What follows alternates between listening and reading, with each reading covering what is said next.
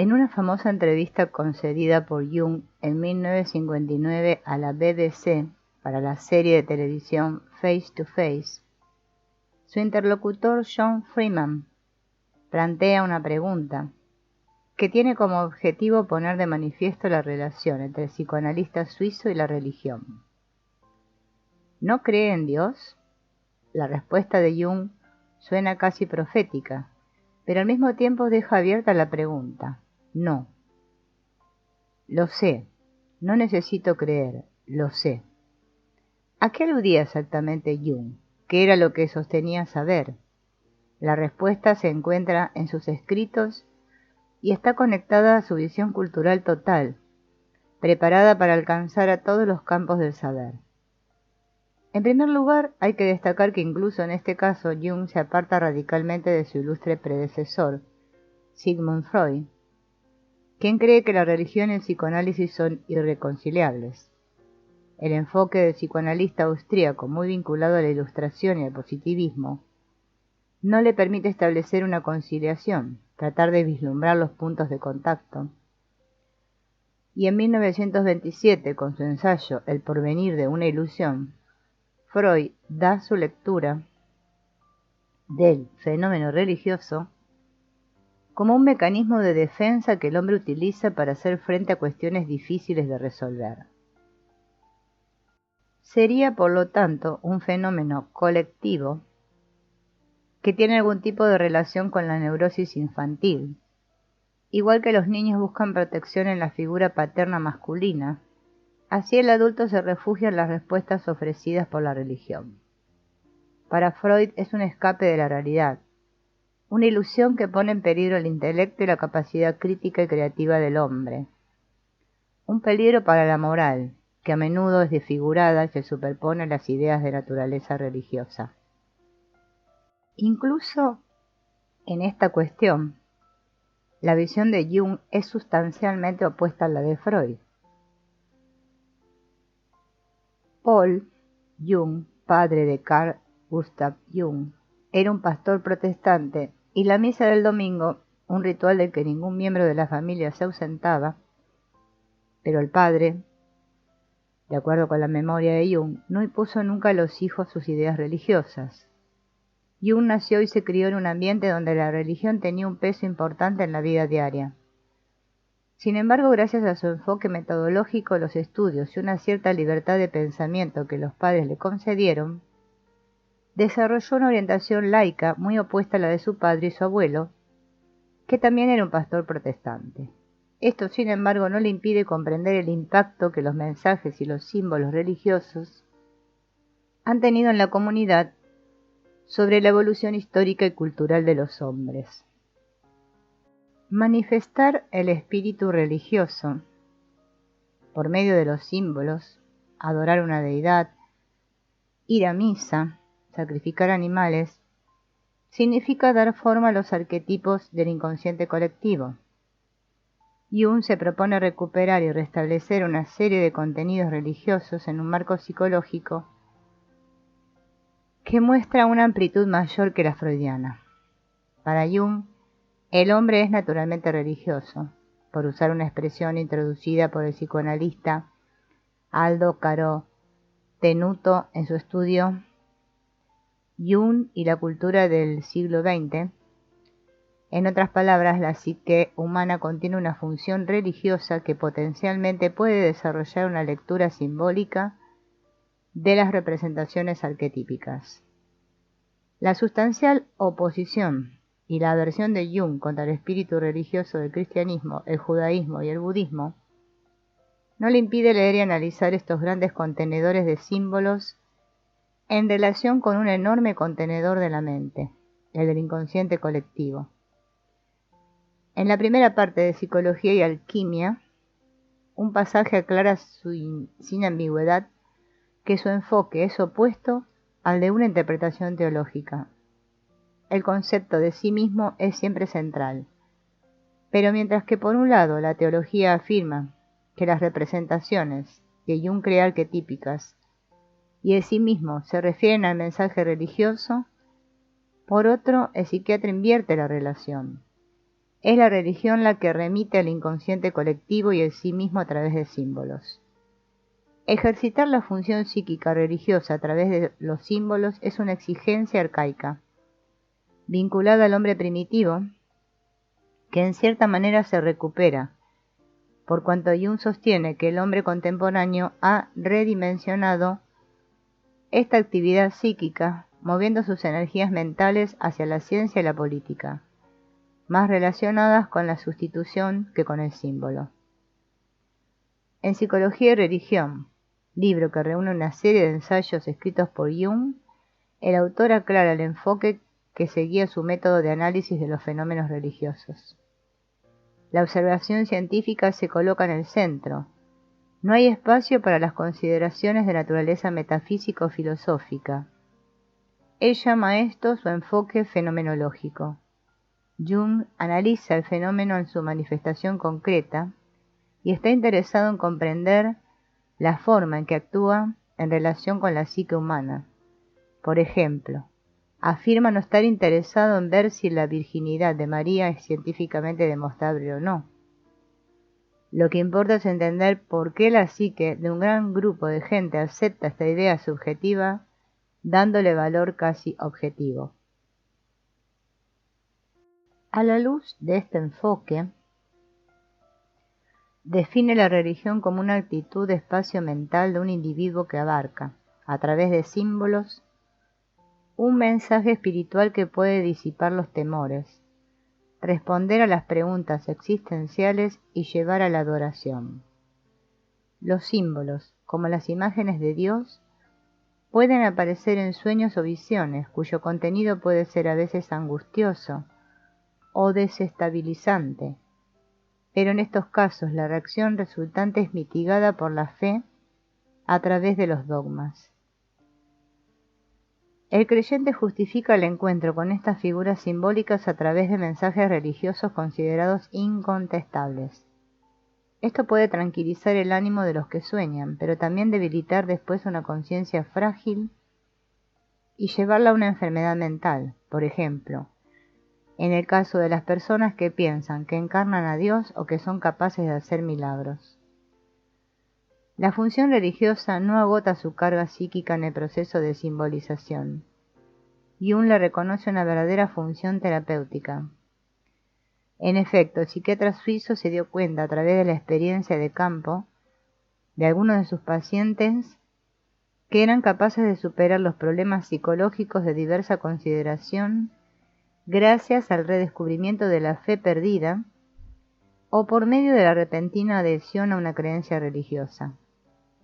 Sin embargo, si se ha tratado un proceso psíquico espontáneo, que el analista no ha sido capaz de buscar y fomentar puede ser válido en algunos casos, pero es inaplicable en muchos otros pacientes.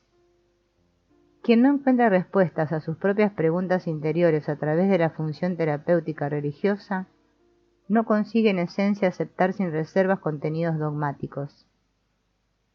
Simplemente porque no cree, o bien tiene que afrontar sueños de contenido complicado, profundo, que van más allá de las explicaciones religiosas que alguna vez habrían bastado para apaciguar una discrepancia inconsciente.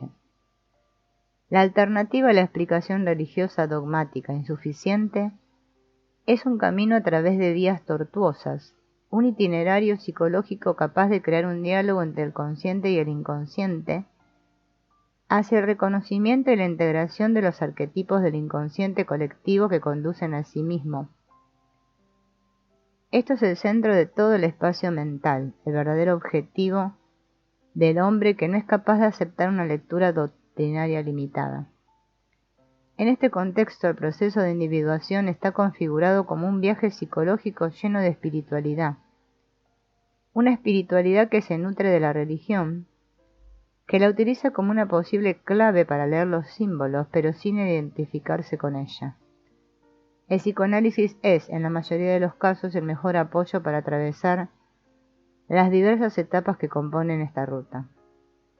La necesidad de emprender un proceso de individuación se manifiesta a través de sueños y visiones, a menudo cargados de mensajes difíciles de descifrar. y la tarea del analista es acompañar, o más bien favorecer, este recorrido con un análisis de los símbolos del inconsciente colectivo. Identificar una función religiosa y reconocer al hombre como un individuo, naturalmente religioso, significa en esencia leer estos símbolos desde un ángulo que a menudo resulta ser muy eficaz. El enfoque simbólico y psicológico que Jung aplica al estudio de la religión está muy vinculado a una serie de iniciativas culturales que lo utilizan como una de sus principales herramientas. A partir de 1933, Olga Frobek-Kapteyn, teósofa y espiritualista británica de padres holandeses, promueve las conferencias de Eranos, una serie de reuniones organizadas por eruditos pertenecientes a las más diversas ramas del conocimiento, psicólogos, historiadores de la religión, teólogos, filósofos, antropólogos, arqueólogos, químicos, historiadores del arte y de la literatura discuten la relación entre Occidente y Oriente. En particular, cómo, en contextos culturales tan distantes, pueden surgir similitudes y diferencias en la forma en que el hombre vive su relación con la espiritualidad.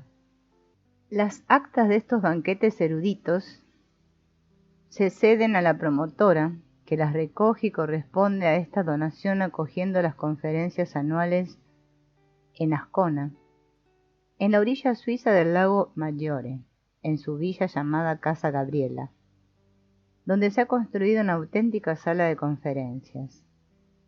Entre los participantes destacan Carolai Kerenyi, historiador del mito, Robert Heinrich Zimmer, estudioso de indología, el sinólogo Richard Weilheim y por supuesto Carl Gustav Jung, amigo de la dueña de la casa. La contribución de Jung puede imaginarse leyendo la lista de los temas en los que se ha contribuido en las reuniones de Eranos, entre ellos simbolismo de Oriente y Occidente y guía del ánima, forma y culto de la Gran Madre, estudios sobre el problema de los arquetipos y el hombre y el ritual. Un caso que ejemplifica el particular enfoque que da Jung al estudio de los fenómenos relacionados con las religiones es el ensayo El símbolo de la transubstanciación en la misa, que reúne y amplía el contenido de 2 conferencias dadas en Eranos. El texto fue publicado por primera vez en 1942, mientras que la segunda y definitiva edición es de 1954. A Jung le interesa sobre todo la vitalidad de este rito, que se remonta a los inicios del cristianismo y que ha logrado resistir los cambios históricos que se sucedieron durante los siglos. Detrás de esta longevidad, para Jung hay una indiscutible eficacia psicológica que la misa ha logrado conservar.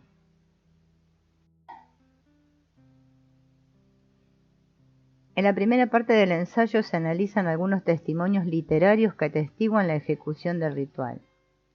En particular, Jung se centra en una serie de fuentes del Nuevo Testamento. Después de esta introducción, el autor analiza las distintas partes que componen el rito. Por ejemplo, se centra en la preparación del cáliz y su contenido. La mezcla de vino y agua se puede atribuir a varias fuentes. En primer lugar, se trata de un fenómeno de costumbres. En la antigua Grecia, por ejemplo, era un buen hábito añadir agua al vino. En segundo lugar, la mezcla podría expresar simbólicamente el vínculo que mantiene unidos la humanidad y la divinidad, donde el agua se referiría a la primera y el vino a Jesucristo. El propósito de esta sección es demostrar cómo este rito resume la vida y pasión de Cristo por medio de una serie de elementos o situaciones que lo presentan primero como el objeto de sacrificio, vino, y luego como el que realiza el sacrificio, ya que su presencia garantiza la correcta ejecución del ritual. Los momentos individuales desempeñan un papel simbólico. Por ejemplo, la fractio, el acto de partir el pan, simboliza el momento de la muerte de Cristo. Tras el análisis de los diversos fenómenos y una serie de paralelismos con otros rituales colectivos, en el texto de Jung la lectura psicológica va más allá de la mera observación del fenómeno. El tema central es la transformación de Dios, con su encarnación y su retorno como un ser trascendente, en sí y por sí mismo. La figura de Cristo, cargada de potencia simbólica, permite a Jung hacer una lectura psicológica de este fenómeno ritual. Cristo puede ser considerado como una representación arquetípica del sí mismo. En los apócrifos Hechos de Juan se narra un episodio que precede a la crucifixión. Jesús pide a sus apóstoles que bailen en círculo y se coloca en el centro de dicho círculo, evocando la imagen de la circularidad y la relación entre los participantes individuales y el centro. Se trata de un conjunto de elementos que psicológicamente remiten al mandala y por tanto a la unidad del sí mismo. Siguiendo este enfoque de análisis, Jung define la misa como un rito del proceso de individuación. La transformación que caracteriza los diversos momentos del rito, por lo tanto, simboliza la búsqueda de la plenitud y de la realización del sí mismo. Al interés por el cristianismo y por la cultura occidental, Jung añade el estudio de las civilizaciones orientales, sobre todo desde un punto de vista filosófico y religioso. En psicología y religión encontramos, por ejemplo, varias citas de los Upanishad, una colección de textos de diferentes épocas que exponen y estudian algunos de los conceptos básicos del hinduismo, pero también una serie de ensayos que analizan el budismo tibetano, el yoga y la meditación oriental. También en este caso, las reuniones de Eranos han incentivado este interés. La primera edición europea de I Ching, o Libro de los Cambios, fue encargada por Olga Frobe-Kapteyn. La traducción alemana la hizo el sinólogo Richard Wilhelm, uno de los participantes en las conferencias de Eranos, que pidió a Jung que escribiera el prólogo. Junto con Wilhelm, Jung también publicó El secreto de la flor de oro, un antiguo texto de la tradición taoísta china que el sinólogo obtuvo no sin dificultad, ya que su lectura estaba reservada a los miembros de las organizaciones secretas. La obra llegó a Europa gracias a la edición traducida por Wilhelm y comentada por Jung. En este clásico del pensamiento chino se presenta una serie de técnicas de meditación que tienen como objetivo la transformación espiritual del individuo. La flor de oro, que le da título a la obra, de hecho, hace alusión a la apertura de la conciencia hacia lo trascendente. Abrirse como una flor significa lanzarse más allá de los límites de lo comprensible. El estudio de este libro, que le llega regalado por el mismo Wilhelm en 1928, permite a Jung comprobar lo que ya había intuido con sus estudios sobre el inconsciente colectivo. Las técnicas de meditación, de hecho, muestran una serie de similitudes con las experiencias de sus pacientes que estaban afrontando el proceso de individuación. El Tao domina el cielo y la tierra, lo visible y lo invisible, el mundo interior y el exterior, y da lugar a los opuestos como la sombra y la luz, el yin y el yang, gracias a las técnicas de la introspección descritas en El secreto de la flor de oro. Es posible reunir a los contrarios y liberarse de un estado anterior de la inconsciencia. Los puntos de contacto con el proceso de individuación son evidentes. El interés de Jung por Oriente, sin embargo, se contempla también desde otra perspectiva. No se ocupa solo de encontrar en los textos que provienen de esas tradiciones y culturas puntos de contacto con los conceptos que caracterizan su pensamiento, observar las civilizaciones orientales y compararlas con las de Occidente, significa para Jung poner énfasis en las características psicológicas que diferencian a los dos mundos tan separados. Occidente está demasiado centrado en el yo, en el espacio mental consciente, en la apariencia exterior, en el signo, en la función del intelecto. Oriente niega la centralidad del yo, desarrolla una mayor tendencia a la introversión, una predisposición al símbolo, una relación menos física y más espiritual con el objeto. También el problema del mal se interpreta de una manera diferente. Es algo necesario y debe ser integrado en la psique del individuo, no separado rígidamente del bien. Tener en cuenta estas diferencias, sin embargo, no significa imitar de manera pasiva y superficial las prácticas que caracterizan un enfoque diferente a la vida, o tomar como modelo una forma diferente de vivir la relación entre el objeto y el espacio mental. En este sentido, en los comentarios de El secreto de la flor de oro, Jung no ahorra críticas en contra de aquellos que de forma pasiva absorben lo que en realidad no es completamente absorbible, ya que pertenece a espacios y tiempos distantes del occidente del siglo XX. Para Jung sería deseable tratar de agregar estos aspectos a nuestro espacio cultural, incorporando en nuestro inconsciente colectivo elementos que remiten a una sociedad primitiva, vinculada de manera distinta a la relación con los símbolos y con el espacio mental inconsciente. Una vez más, por lo tanto, el camino se llama proceso de individuación.